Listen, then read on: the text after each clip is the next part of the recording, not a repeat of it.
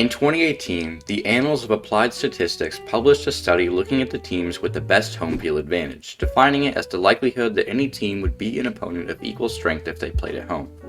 They looked at teams from the MLB, NHL, NFL, and NBA, and in 3 of those 4 sports, the team from Denver had the best home field advantage of their respective leagues. Why is this? Sure, they've got some dedicated fans and their games have some great atmosphere, but there must be something that sets them apart from the others, right? It turns out, there is.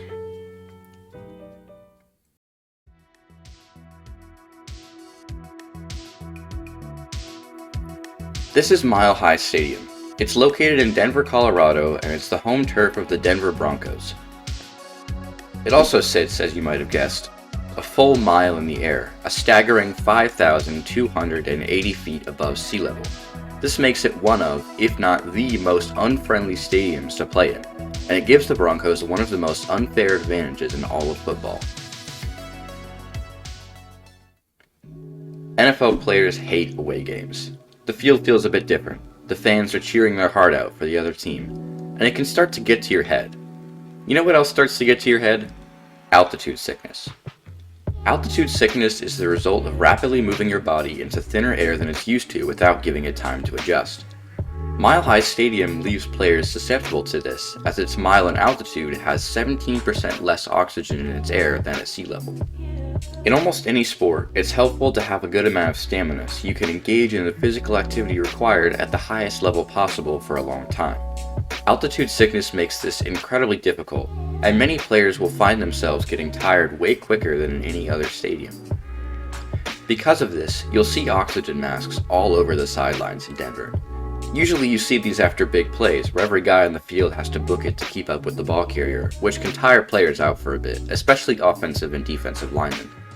Imagine something like that, but amplified by the lack of oxygen, and you can start to see why these have become lifesavers for anybody unfortunate to play in Mile High.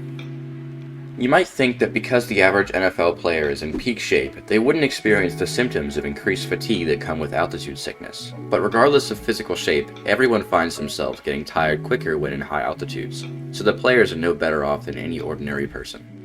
However, while being in peak shape can't save you, there's one way to completely take away the effects of altitude sickness: getting used to it. One of the only ways to mitigate the effects of altitude sickness is to live in a high altitude area for a long time. For most of the population, this just makes the city of Denver safer to inhabit, but for the Denver Broncos players, it means that long after their opponent had gotten tired, they were still playing their best football. In fact, from 2012 to 2015, the Broncos had a ridiculous 28-4 home record, only dropping games to the 12-4 Texans, the 9-7 Chargers, the 11-5 Chiefs, and a surprising upset at the hands of the 7-9 Raiders. Overall, the success that the Broncos had can certainly be attributed in part to the conditions of their stadium, helping them build that now famous Peyton Manning super team.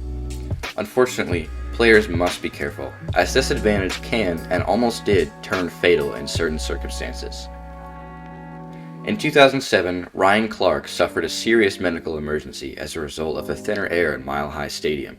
The conditions in Denver affected Clark more than other players due to his sickle cell trait. To put it simply, when someone with sickle cell trait is in a high altitude area, such as Denver, they're at risk of a medical phenomenon called splenic infarction, which can lead to the permanent death of tissue in the body. In 2005, Clark's Washington Redskins headed to Denver to face off against the Broncos, but leading up to the game, Clark felt a searing pain under his ribs. The team doctors, likely unaware of Clark's rare condition, simply chalked it up to a bruised spleen and just had Clark sit out for the week while the pain wore off. Unfortunately, while the effects of his sickle cell trait were caught early this time, Clark's next visit to Denver would not be so fortunate.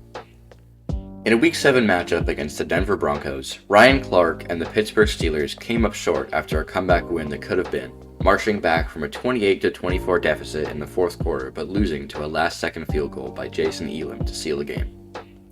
But that wasn't the only storyline of that game. After the winning kick, sad and defeated, the Steelers had to take the long flight home to Pittsburgh. However, before they took off, Clark developed what was described as a horrible pain in the left side of his torso.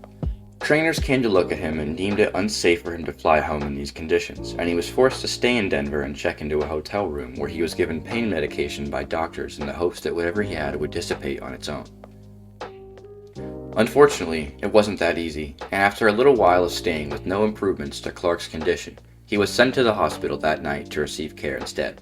Eventually, he was able to fly home to Pittsburgh and receive treatment, but it was a long and terrifying process, with no full confirmation that Clark would make a full recovery or even survive the ordeal.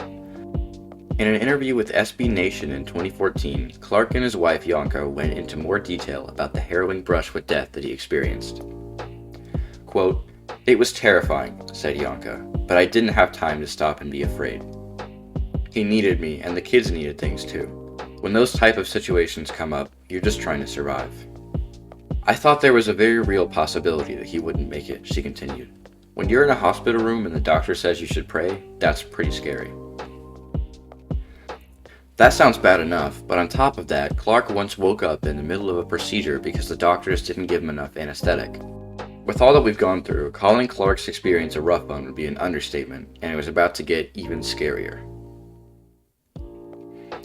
After almost a month of bouncing around hospitals, Clark was finally able to receive some answers after a test revealed that he was experiencing a case of splenic infarction, which forced him to have his spleen completely removed. Later, he was told that if he hadn't gotten it removed that day, he might not have made it. And after that, as if everything he'd been through wasn't enough, Clark began throwing up violently, leading to yet another procedure to get his gallbladder removed. Clark went on to make a full recovery and was cleared to play in Denver again, but his coach Mike Tomlin wasn't hearing it. Quote, "Coach Tomlin said, 'I wouldn't let my son play, so I'm not letting you play,'" remembers Clark. "I was relieved. He saved me from myself. Who knows what would have happened." Clark went on to have a decently successful career as a journeyman and now works as an analyst, having recently left ESPN for new opportunities. Overall, the Broncos' Mile High Stadium is one of the most interesting in all of football. In just 20 years of existence, it's cemented its reputation as one of the most ruthless stadiums to play in, and it's created so many great moments over the years. Without a doubt, it certainly has more in store for us in the future. With all that said, thank you guys for watching, and have a good one.